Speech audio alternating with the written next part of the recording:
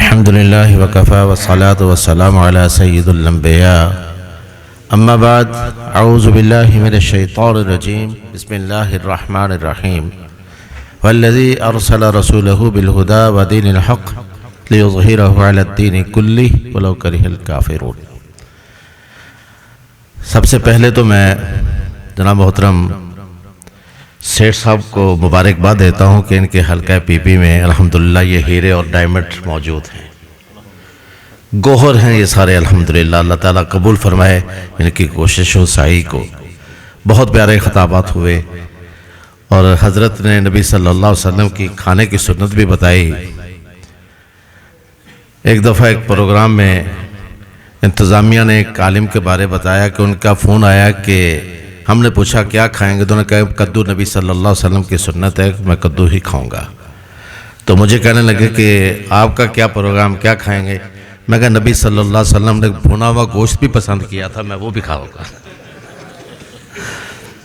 हाँ जी, बकरी की शान दस्ती दस्ती का गोश्त पसंद है ना। अल्हम्दुलिल्लाह अल्लाह का बड़ा करम और एहसान है कि हर दौर में चलती रही ये बातें हैं। और ये हीरे हैं अल्हम्दुलिल्लाह, हमारे यहाँ गुलदस्ता फरमाया गया कि और हर फूल का जायका, खुशबू, महक, रंग मुख्तलिफ है,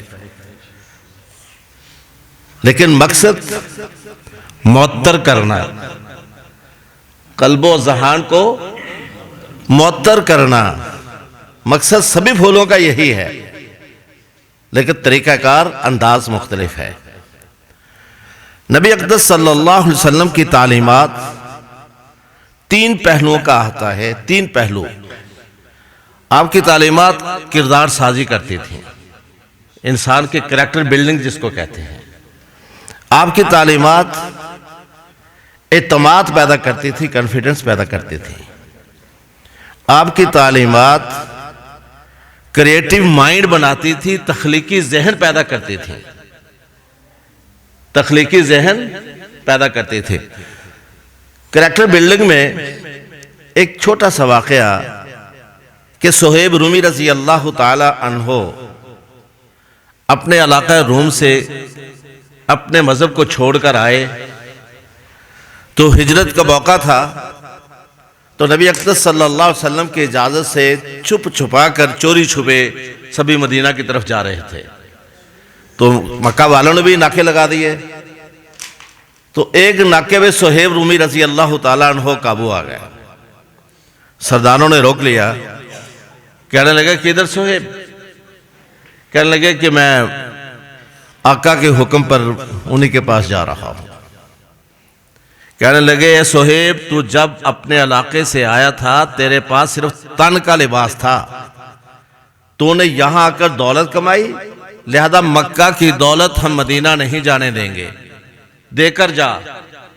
सुहेब कहने लगे कि मैंने अपनी पूंजी अपने घर के फलां कोने में गड़ा खोद कर दफना दी है। तो एक मनचला सरदार बोला कि ये जान छुड़ा रहा है, ऐसे नहीं जाने देंगे जब तक माल बरामद नहीं होता। सभी सरदारान बोले नहीं नहीं, सुहेब को छोड़ दो, मोहम्मद के साथी झूठ नहीं बोलते सल्लल्लाहु अलैहि वसल्लम। यह है करैक्टर बिल्डिंग, किरदार साजी, अपना किरदार दिखाया।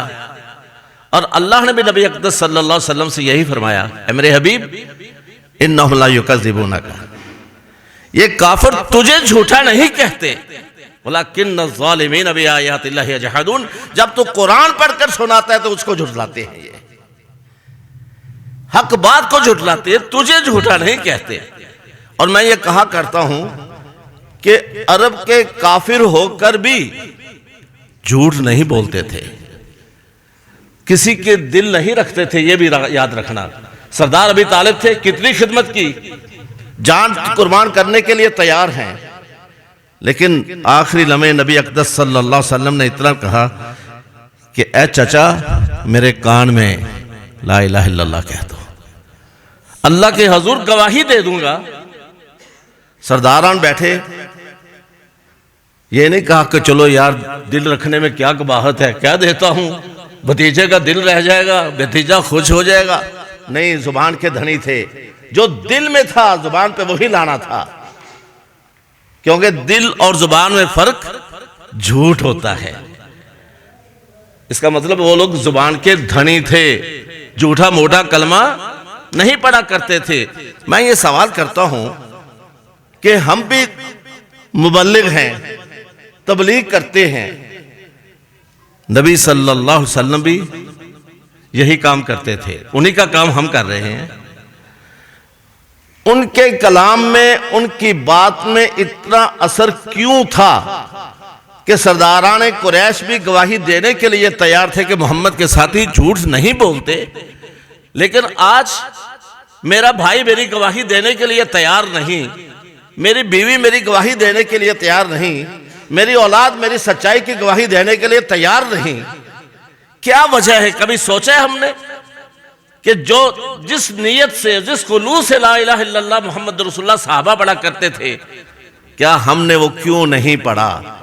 मैं एक सवाल काया करता हूं अक्सर निकाह के मौका पर कि लफ्ज कबूल कहते हैं ना, काफ बा वाओ लाम, कितने हरूफ है? 4 हरूफ का एक लफ्ज है। तो लफ्ज कबूल कहने वाला कहता है मैं अब जिम्मेदार बंदा हूं यार, कबीलदार हूं, मुझ पे बड़ी बड़ी जिम्मेदारियां आन पड़ी हैं, बड़े बोझ आन पड़े हैं। लेकिन ला इलाहा इल्लल्लाह मुहम्मद रसूलुल्लाह के अंदर 24 हरूफ हैं, 24 हरूफ 24 घंटों के लिए। लेकिन आज तक हम जिम्मेदार मुसलमान नहीं बन सके। क्या वजह है? इसका मतलब जिस नीयत और खुलूस से लफ्ज़ कबूल कहा गया, उस नीयत और खुलूस से ला इलाहा इल्लल्लाह हमने नहीं पढ़ा। हम असल में बाई चांस मुसलमान हैं, बाई चॉइस मुसलमान नहीं। अगर बाई चॉइस मुसलमान होते तो फिर हमारे अंदर भी खुलूस पैदा होता। बाई चांस मुसलमानों का घर पैदा हो गया ना, तो बाई चांस मुसलमान हो गए, बाई चॉइस नहीं हुए।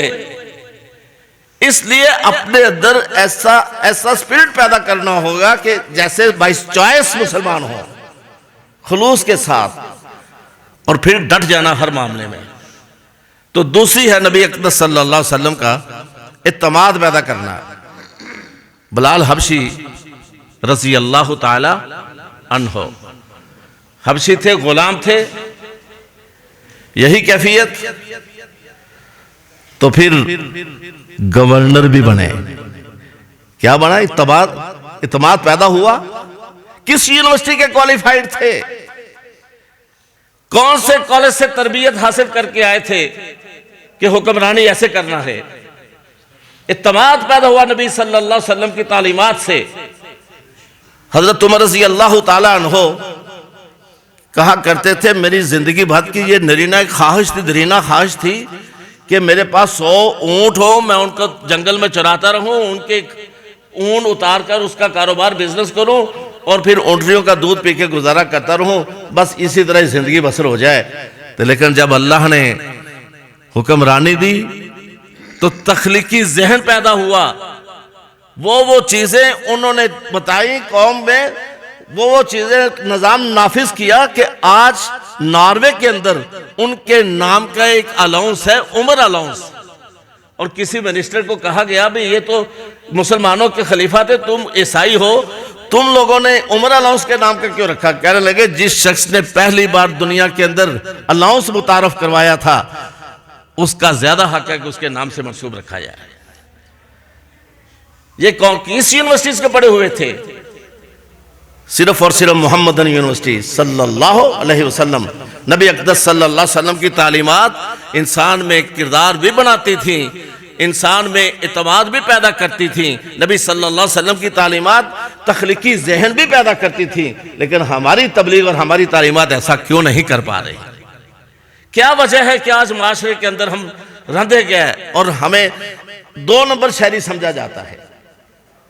वो मुकाम दूसरों वाला क्यों नहीं मिल पाया? सिर्फ यही वजह है कि हमारे किरदार में फर्क है, हमारी जुबान में फर्क है। आज अगर हमने किरदार अपनाया होता तो फिर ये ही होना था कि दुश्मन भी गवाही देते कि नहीं, ये मोहम्मद का कलमा पढ़ने वाले सच्चे लोग हैं। अल्लाह तबारक व तआला से दुआ है कि अल्लाह हमें सही मुत्तबे रसूल और मुतिए मोहम्मद बनने की तौफीक अता फरमाए। व आखिरु दावाना अनिल हम्दुलिल्लाहि रब्बिल आलमीन।